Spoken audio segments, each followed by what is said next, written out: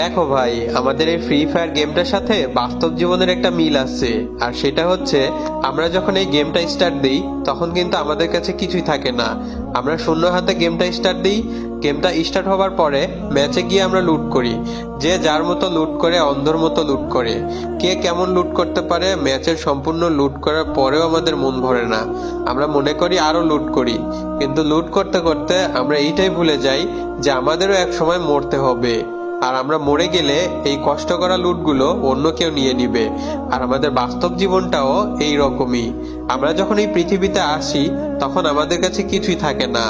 আমরা তারপরেও দুনিয়ার মানুষের সাথে চিটিং করে, বাটপারি করে, যে যার মতো টাকা কামাই, অনেক টাকা কামাই। টাকা কামাতে কামাতে আমরা এইটাই ভুলে যাই যে আমাদেরও এক সময় মরতে হবে।